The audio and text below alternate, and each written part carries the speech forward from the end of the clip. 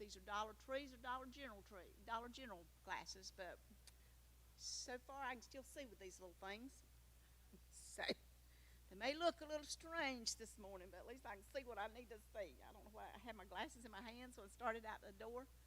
And I think when I turned around to go back in to get my water, I laid the glasses down, and because I had a bottle of water in my hand, I didn't realize that I didn't have what I needed and left my glasses. So here we go, and if I start struggling, I'll have to find somebody to read, and we'll go from there.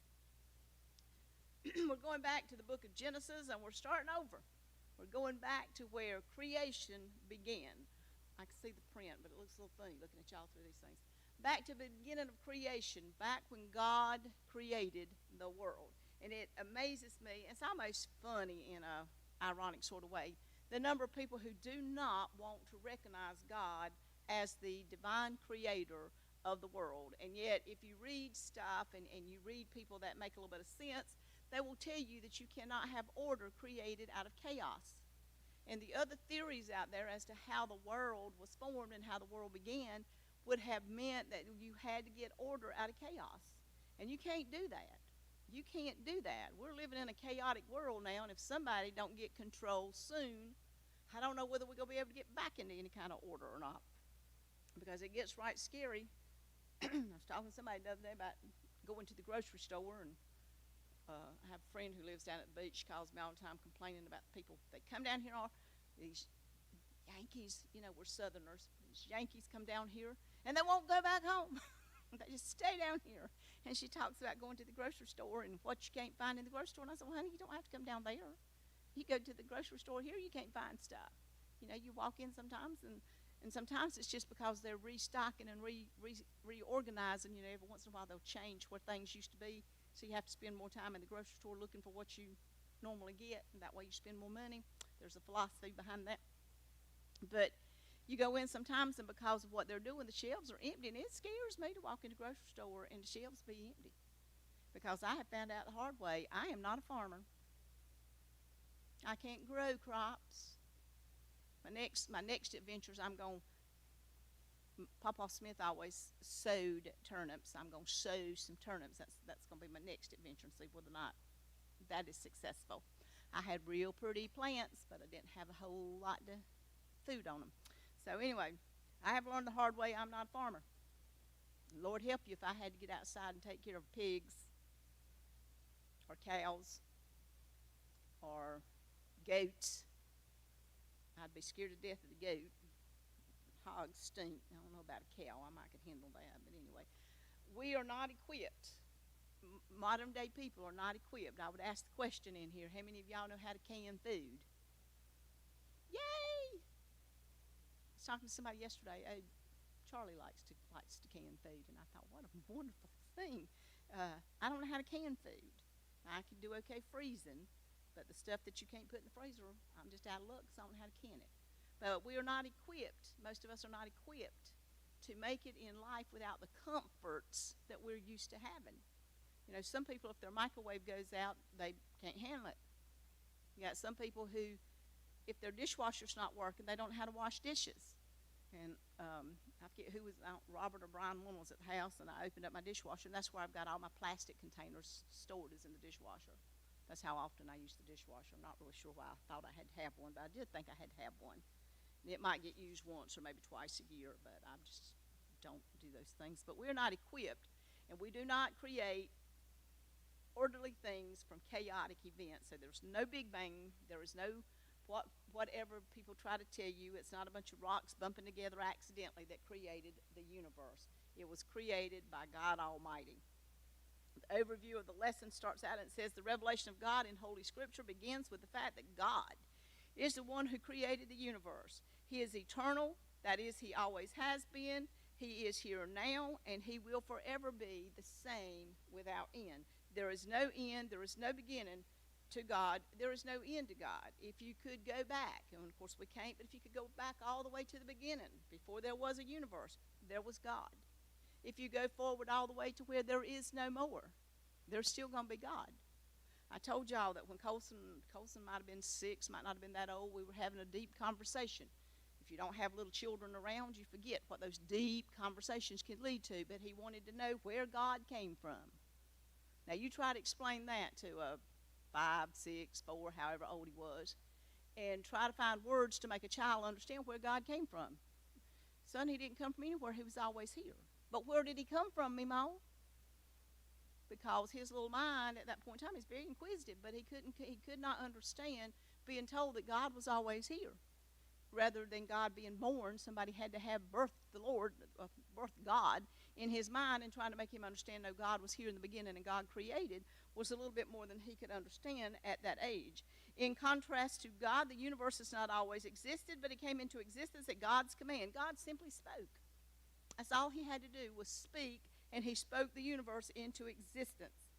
In this lesson, we are going to be talking about the fact that God created the universe, the earth, and all the living plants and creatures that inhabit the earth. Human history began with God's creation of the first humans, Adam and Eve. Without God, the Creator, there is no gospel. Without God, there is nothing. God created. I was listening to some people talking this morning. I just don't do much news anymore. I don't believe anybody that's on any stations that I listen to. I just don't believe these people anymore. Walter Cronkite, I used to think he told the news. Dan Rather, I used to think he told the news. These people out here, I think, give their version of the news, and I'm just not that interested in it. But these people were talking about, people getting kicked out of medical school, which I don't believe this either, but people getting kicked out of medical school because they will refer to people as male and female. And they try to tell you that this is a man and this is a woman, and they don't want that being taught anymore. Well, you can't teach medical school without that. They can look at your bone structure and tell whether you're a man or a woman. You're not built the same. Your bones are not built the same. But they were saying basically that you can call people whatever you want to call them, but if you go down to the basic DNA, the chromosomes are not going to change. If you have an XY chromosome, you're a man. You can wear all the dresses you want to wear. You can take all the hormones you want to take. But your chromosome will identify you XY, and that makes you a man. Women can do whatever they want to do and whatever it is they're doing. You can do whatever you want to do, but if they get down to a chromosomal level and look at your chromosomes, you are an XX. And that's what makes you a woman. Your chromosomes are different. Your bone structures are different. You look at bones, people can look at old bones and tell whether or not you were a man or a woman based on your bone structure. So when God created as he created. People can say what they want to say, they can do what they want to do, but you cannot alter what God has already done. You are fighting a losing battle when you go up against God. You have already lost. You know, you can confuse a lot of people, and there's an awful lot of confused people out there, but you're not going to change God, and the Bible firmly says that.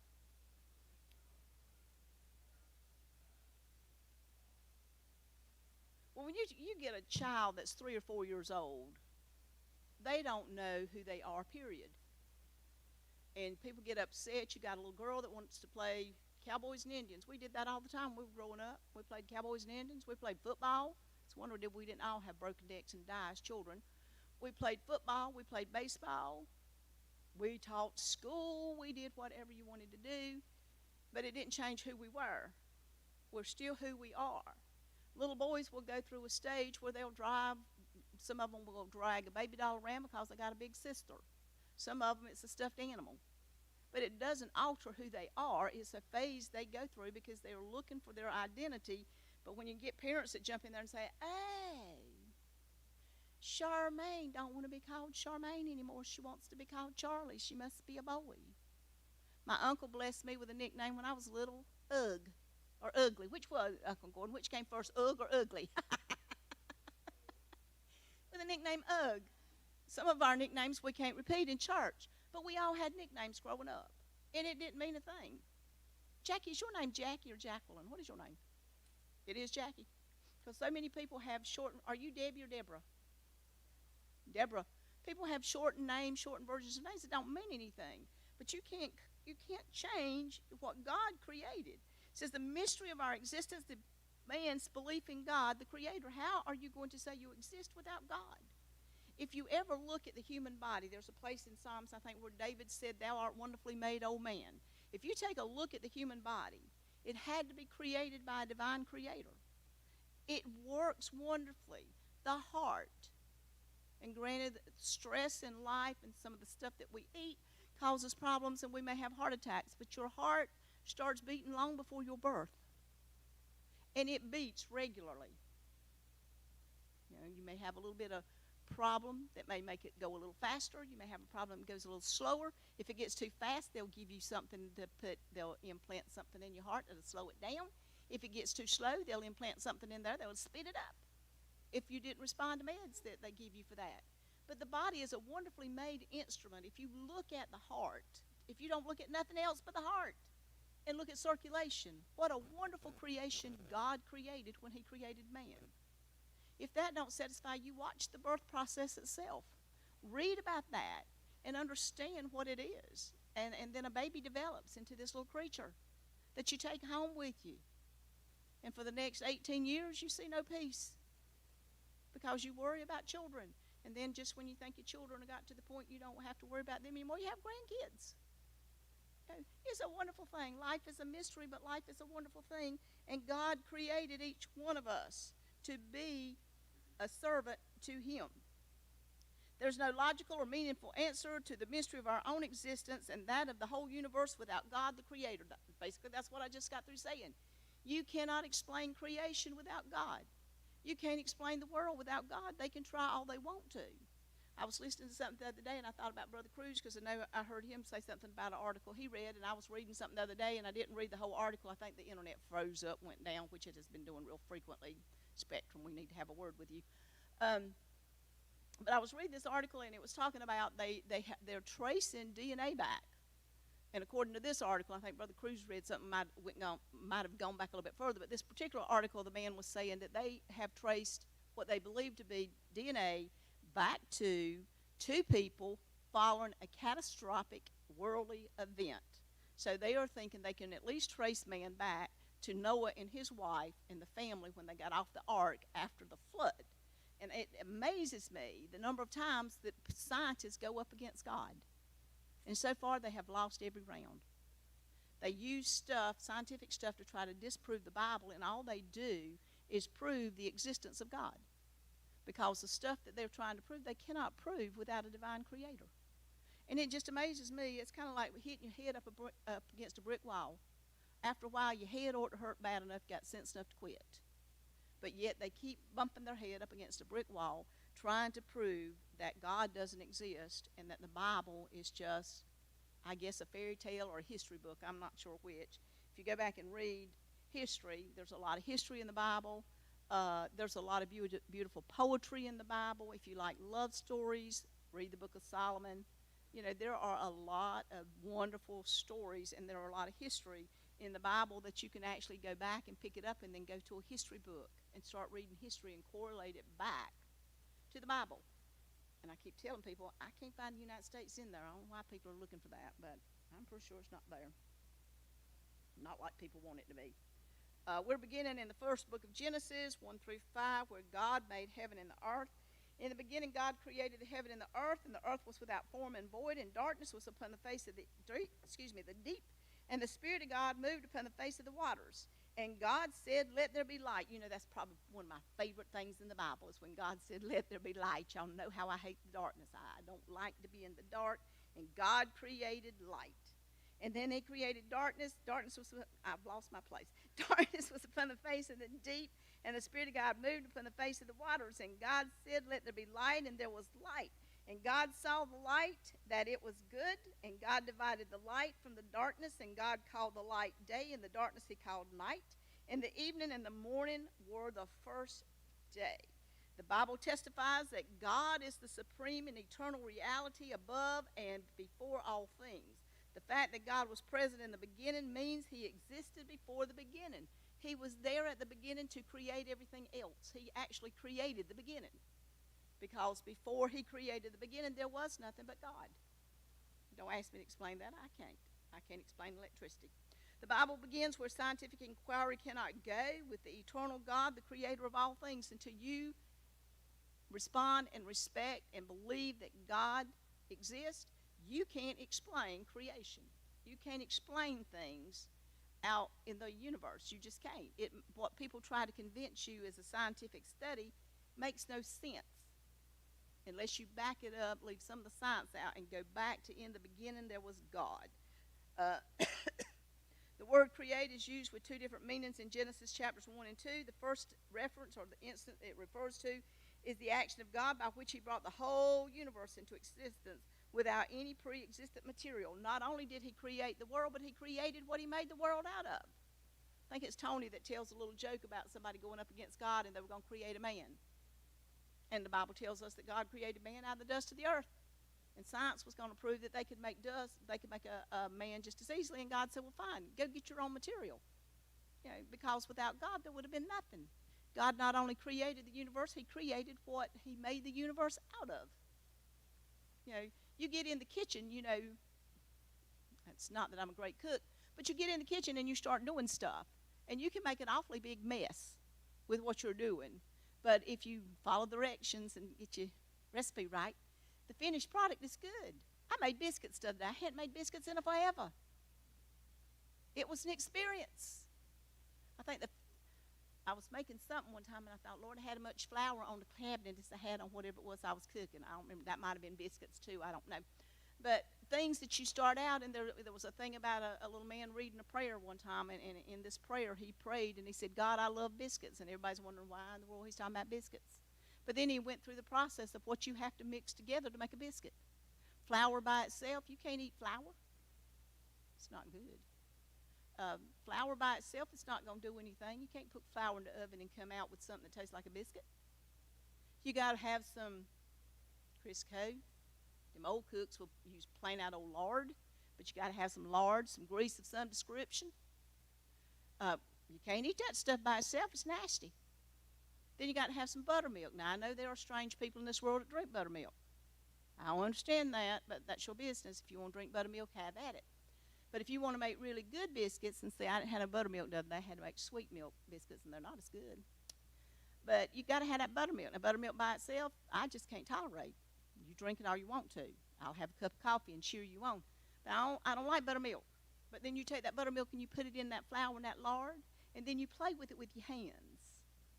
You know, you squish it up between your fingers. Who in the world wants to watch you do that? Please clean your finger out from under your fingernails before you start cooking biscuits. But then you get in there and you mix up all that stuff, and then you roll it around in your hands. And I was talking about Diane, and Grandma Diane ain't be Sandra. I guess I should say Grandma ain't be Diane Sandra, go in the way that they were aged. Sandra and Diane made absolutely beautiful biscuits. They made them like Grandma used to make them. They could pinch off a little piece of that flour that you mixed up, and every biscuit they made just about would be the same size. Am I not right? They'd be almost the same size. They'd just squeeze them up, and they would kind of roll them out, and the top of theirs would be perfectly shaped, and they could roll the stuff around on their fingers. How you do that is beyond me. I can't do that. But every biscuit they made just about would be the exact same size. And they were always pretty biscuits. There ain't nothing pretty about a biscuit I make. I make biscuits like my mama. I mix them up, and I pick them up, I stick them over in that pan, and I stick them in the oven at 500 degrees, and when they get good and brown, I take them out. And you got a biscuit. You know, we don't all make it the same way, but look at what it took, whether you make a beautiful biscuit or whether you make a biscuit that sops up coffee real well. Whichever way you do it, it started out with ingredients that by themselves cannot function. And in the world today, there are things out there that could not function without God as the creator. I didn't create my biscuits like my sister created hers. But my mama never made a biscuit like my grandma made them. I think B kind of made biscuits the same way. I don't remember, can't remember that. Joe might make them like that. But, you know, we were creators, and we didn't create the same way, but the finished product had to have had a creator of some description. And the world has a creator, whether or not people want to admit it. God created. The fact that God was present in the beginning means that he existed before the beginning. I just said that. We're on down here. He brought the whole universe into existence without any pre-existent material. It's called, and I had to look this up, make sure I pronounced it right, where ex nihilo or something like that. I think I pronounced it wrong. Anyway, it's a Latin word, and it means simply created something out of nothing. You were created, the universe was created out of nothing. The word mediate refers to God's activity in shaping and adapting the elements of his original creation to make new conditions and things that come from being. came into being. God created, and once he started creating, he created the universe, he created the world as we know it. He created, I'm going to get ahead of myself, but he created the plants, he created the animals, he created the seas, he created the sky, he created it all. Then after he got through creating the animals, he created a person. All by the power of God and what he can do. The creation of light was before the moon, the sun, and the stars appeared. When he said, let there be light, there was light. He created everything else afterwards. To begin with, it was light because he said for it to be light. He spoke it into existence. The evening and the morning were the first day. It's the Jewish way of reckoning time. Each day begins at sunset. Yeah, at sunset. I had to look at that. I thought, ooh. We think about the day starting somewhere around 6 o'clock in the morning. You know, day actually begins at midnight. If you do military time, that's 0, 0. If you're saying 12 minutes after 12, it's 0, 0, 12. That's 12 minutes after midnight, and the day began at 12 midnight. We like to think, some people like to think day begins about 11, 12 o'clock when you decide to roll out of bed. Well, you done missed half the day if you sleep like that. You need to be up when the sun comes up good. I lost my place again. I need to quit talking so much. I don't think that's important up there. 16 through 19. Please quit cutting me off.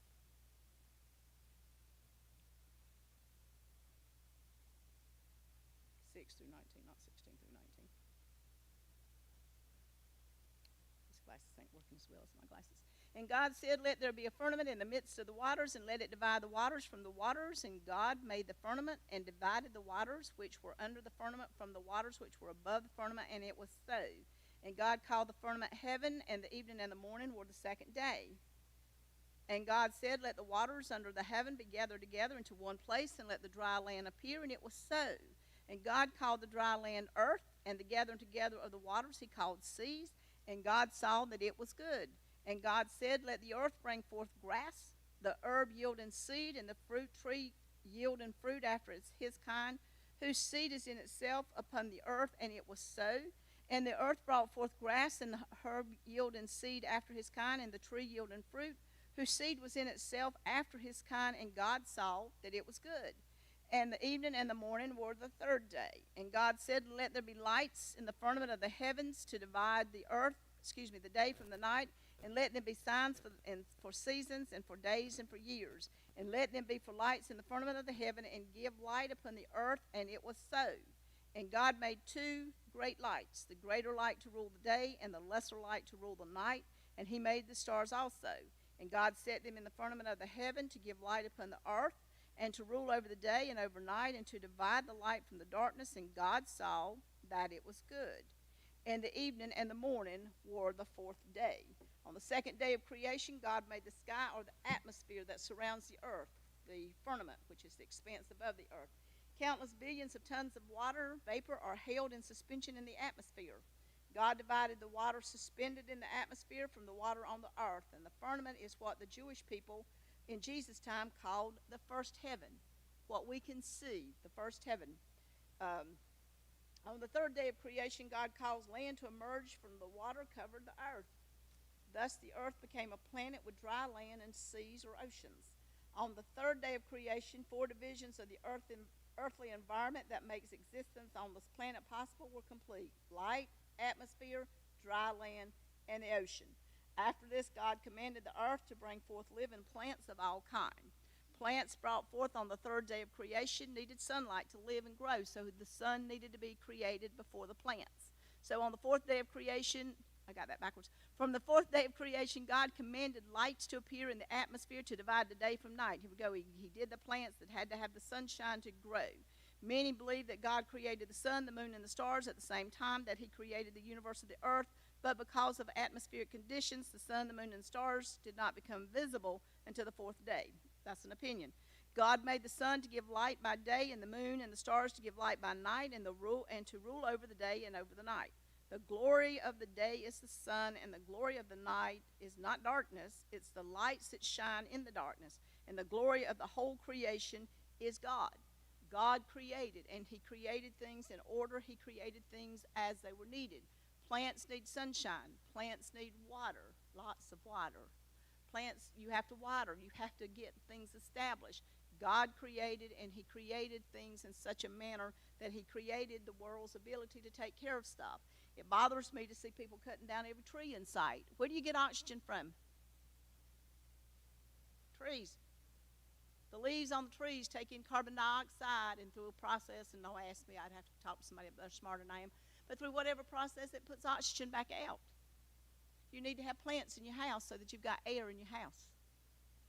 You know, people want to cut down every tree. Trees are so much trouble. You need to get rid of them. Of course, I got a couple I'd like to get rid of, but you got trees out there, and people want to cut everything in sight down, and they build cities, they build houses everywhere, they cut all the trees down. After a while, they're going to be cut out your oxygen supply, because that's where your air comes from. And God created that. Astronomers have found no other planet in the universe suited to sustain the life forms found on Earth. We are not created to live other places. Science keeps going. They're trying to, isn't the thing that they're trying to launch now? I got the fact that they couldn't launch it the other day for some reason. I don't remember why. Something went wrong and they couldn't launch it. But they're trying to send an unmanned spaceship to Mars, right? Where are you people listening to the news? Mars. And they couldn't do it yesterday, Friday, Thursday, whatever day. For some reason, they couldn't launch it. And aren't they going? They're supposed to try on Monday, right? Even though it's a holiday, they're going to try to launch on Monday. We'll see. God is the author of order and beauty and peace. This is evident by the orderly progression of his created activities as told in Genesis. It was an orderly process. As things were needed, as things were done, God created, and as he created stuff, he said, it is good. He looked at his creation and realized that it was good what he had done. The God who created the universe and the earth and made the earth uniquely suitable to sustain our lives has the power and the authority to save any person's life from the disorder and destructiveness of sin. The world has changed because of sin. When God created the world, there was no pollution. There was not the problems that we have now. But part of that is due to sin and the fact that we have not taken care of what God created. He, as a creator, wants every person to become a new creature by faith in Jesus Christ. God wants everybody to be saved and to come to an understanding of who he is. We go on, verses 20 through 23. And God said, let the waters bring forth abundantly the moving creature that have life, and fowl that may fly above the earth in the open firmament of heaven. And God created great whales, and every living creature that moveth, which the waters brought forth abundantly after their kind, and every winged fowl after his kind. And God saw that it was good. And God blessed them, saying, be fruitful and multiply, and fill the waters in the seas, and let the fowl multiply in the earth. And the evening and the morning were the fifth day. By the fifth day, or on the fifth day, God made creatures, it says in here, with conscious life. Having conscious life means that the creature is aware of being alive and can interact in a conscious way with other creatures that have conscious lives. The first creatures God made with conscious life were those that live in the water and fly through the air. Broadly speaking, the fish and the birds. At first glance, the Bible appears to explain how God brought into existence the creatures of water and air. God said, let the waters bring forth abundantly the creatures that live in the water and fly through the air, and the waters brought forth abundantly these creatures. This would imply that both sea creatures and creatures that fly came from the water. However, the original language of the Old Testament simply reveals the sea creatures were to fill the water, and the flying creatures were to fill the skies and fly over the land. Flying creatures include both birds and insects. And, we all sit around and joke and wonder why God created certain insects. You sit outside for a little while and your little brain will go to wonder why God made mosquitoes. I don't know. There was a reason. I don't know what it was. I don't know why we made spiders. But he did. And I've got to where I hate to kill anything, but I just wish they'd stay out of the house, and then I wouldn't bother them. They can stay in the yard all they want to. I don't care. God blessed them by commanding them to be fruitful and multiply, and to fill the waters of the sea, and let the fowl multiply in the earth. This is the first blessing in open creation narrative. The blessing is centered on procreation of the species. They were told by God to recreate, to have more fishes. Fish were supposed to have more fishes, And birds are supposed to have more birds. You know, the birds in the spring, we all get excited when the birds come and they build their little nest and they lay their eggs and they hatch these little babies out, and you wonder how in the world they survive, especially as hot as it was this past summer. And of course, we're still officially in summer for a few more days, but it was a hot summer. Then in 24 and 25, okay, these glasses back where I can see. And God said, let the earth bring forth a living creature after his kind, cattle and creeping things and beasts of the earth after his kind, and it was so. And God made the beasts of the earth after his kind, and cattle after their kind, and everything that creepeth upon the earth after his kind. And God saw that it was good. On the sixth day of creation, God created all the creatures with conscious life that were going to live on land. The Bible tells us that God brought these creatures into existence. He made the beasts of the earth after his kind, cattle after their kind, and everything that creepeth upon the earth after his kind. These are all non-human creatures with conscious lives that live on the land, whether it's a large animal, domesticated animals, or small animals, which they are saying is where the Bible is referring to creeping things. It's the smaller animals, and then the large wild animals that the Bible refers to as beasts. While there are physical similarities among land animals, especially among mammals, there need not be attributed to physical evolution, but to the fact that God the Creator made them on the sixth day. 5 times in Genesis 1, the phrase says, and God saw that it was good. It occurs after God's work of making land and seas, plants to grow, sun, moon, stars to appear, creatures to live in the water and air, and creatures to live on the earth. All that God the Creator did in bringing the world and its plants and animals into existence was good. He looked back over his creation and said, I did a good job. It was good. It was done orderly. It was done according to his specifications. It was done as he wanted it done. Now, sometimes we do stuff. It's got to where if I manage to accomplish much of anything anymore, I look back and say, I did a good job. I jokingly told somebody the other day, I managed to clean 5 ceiling fans off the other day. I forgot I owned one of those things that you can stand on the floor and clean the ceiling fans, and I never cut them off, and that way you can't see the dust on them. You know, as long as they're running, you can't see dust.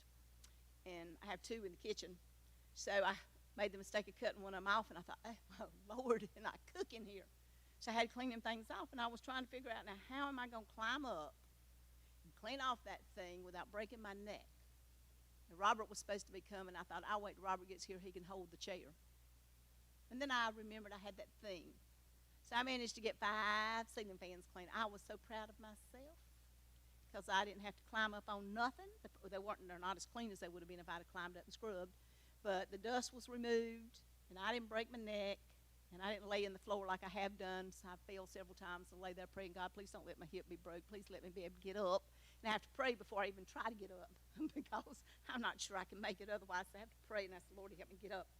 But I managed, and I thought, oh, that was good. I got it done. So we still do some of these things. We think we did a good job at stuff. God's creation of animals with conscious life was the immediate prelude to his creation of humans. The Genesis account is far more credible than any man-made theory about the origin of the earth and the creatures, including humans, that live on this planet. It amazes me how people want to tell you the world came into existence without God. That you leave God out of it, and you cannot create. You cannot create without God. There's nothing out there. No matter how hard you try, you cannot create stuff without God. People say, well, they're cloning stuff. Well, go back and look at and go back and where they got their material. You know, people fail to even recognize the fact that you got a good brain because God gave it to you. All of us are not equal in that respect. Some of us are not as smart as other people. And we will not hear anything else about that right now. Humans, male and female. Genesis 1:26 through 30. Let me see if I can get my eyeballs focused again. Can't find 26. That looks like 29, 28. This is so much fun without my glasses. I think I've already read those. I honestly cannot see a 6 on here, so I'm going to start right here. And God made the beasts of the earth after his kind, and the cattle after their kind, and everything that creepeth upon the earth after his kind, and God saw that it was good. I just read that.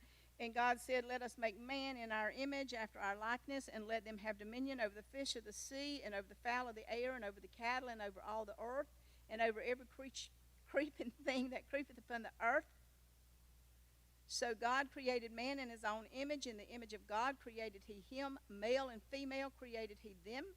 And God blessed them and said unto them, be fruitful and multiply, and replenish the earth and subdue it, and have dominion over the have dominion over the fish of the sea, and over the fowl of the air, and over every living thing that moveth upon the earth. And God said, behold, I have given you every herb bearing seed, which is upon the face of all of the earth, and every tree in the which is the fruit of the tree yielding seed to you, and it shall be for meat. And to every beast of the earth, and to every fowl of the air, and to every thing that creepeth upon the earth, wherein there is life, I have given every green herb for meat, and it was so. On the sixth day of creation, God also created human. But God's creation of human was not indirect like with the other creatures that he commanded the earth to bring forth. When he created anything else, he spoke and he told the earth to bring forth. But when he created man, he changed what he was doing. When he created man, he said, let us create in our image. And if we go on, it's probably next Sunday's lesson, where he created man from the dust of the earth. But he did not speak man into existence like he did the other things that he created, setting us apart. God's creation of humans was by his direct action. Let us make man in our own image, after our likeness. Male and female created he them. Christians believe the us in this statement is a reference to the Holy Trinity. God the Father was there, God the Son was there, and God the Spirit was there at creation. Of all the creatures of the earth, God created only humans in his own image and his likeness. These terms simply emphasize that humans, both male and female, were created in likeness to God. God is a spirit, and he is the source of the human spirit, which makes people spiritual creatures able to commune with God.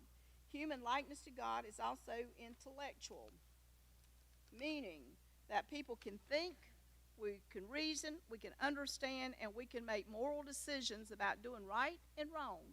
Other creatures just respond to what is their nature. We know whether we're doing something wrong or whether we're doing something right.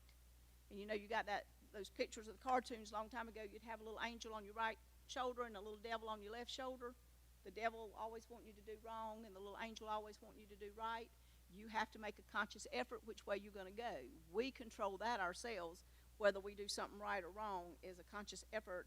We think our way through it, and we do it anyway. While God is a spirit and human beings reside in a physical body, the incarnation of Jesus as the Son of God was prepared for in the creation of the human body. When he, the Son, cometh into the world, he saith, sacrifice and offering thou, meaning God, wouldest not, but a body hast thou prepared for me. While sin separates people from fellowship with God, by saving faith in Jesus Christ, humans can be reconciled and devoted to God in spirit, soul, and body. We know that if we follow God, if we follow that path and we give our lives to Christ, we are reconciled to God. Man in his sinful nature is separated by God from the sin itself. But when our sin is removed by the blood of Jesus Christ, then we are reconciled to God as we were meant to be. God gave human dominion or stewardship over the other creatures of the earth, and he gave plants and their produce to humans and to all other creatures of the earth for food. Verse 30 need not be understood to mean that humans and animals were all originally created to be non-meat eaters. I have a hard time with herbivores. It's non-meat eating. Any more than to mean that all the plants were equally edible, because you can't eat everything. The emphasis is on the creature's dependence on God. All of life, directly or indirectly, is fed by plants. Without edible plants, humans and animals would not live. We would come to an end. Everybody in here probably likes a good steak. Well, that cow that steak came from ate grass. I guess they eat some hay too. I don't know that much about it. I'm just not farming material. But they eat grass. Cows don't go out and eat meat to produce a steak. And contrary to what people think, all these people who don't want you to kill the poor little animals and stuff, and they think that somehow a steak just mysteriously materializes in the grocery store. I got news for you, it didn't. Before it was packaged in the grocery store, it was a cow out on the hoof eating. But according to this, everything is fed originally by the plants. Genesis 1 and 31. And God saw that everything that he had made, and behold, it was very good. And the evening and the morning were the sixth day. And in chapter 2, verses 1 through 3, thus the heavens and the earth were finished, and all the host of them. And on the seventh day God ended his work which he had made. And he rested on the seventh day from all his work which he had made. And God blessed the seventh day and sanctified it, because in it he had rested from all of his work which God created and made. 5 times in Genesis 1, 10 through 25, it is stated that God saw his creative work as good. It is only after he created humans that God saw all of his created work as very good. This indicates that God regarded the creation of humans as the crowning achievement and completion of his work. The pristine earth was unmarred by the curse of sin. The humans God created were pure and innocent. But the whole earthly creation was on probation, awaiting the humans' decision about whether they would or would not believe and obey God. After completing his creative work, in the beginning, he rested on the seventh day from all of his work, and he blessed that seventh day and sanctified it and made it holy.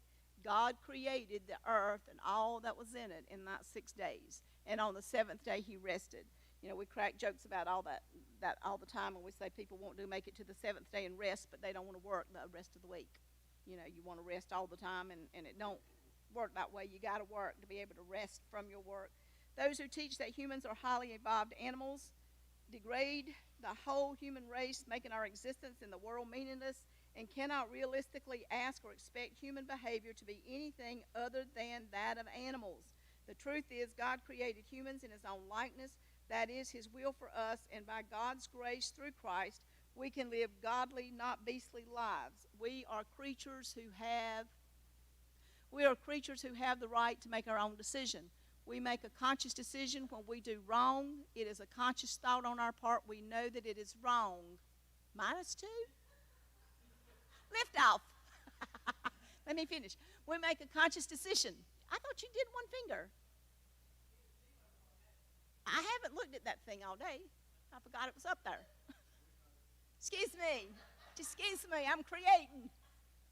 Let me finish. Man makes a conscious decision.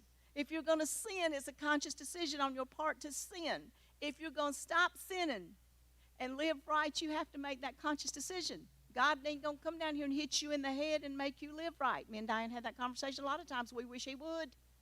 But he don't. He does not hit you in the head and make you make a decision to serve him. It is your conscious decision, because he gave you a brain that you can reason right and wrong. And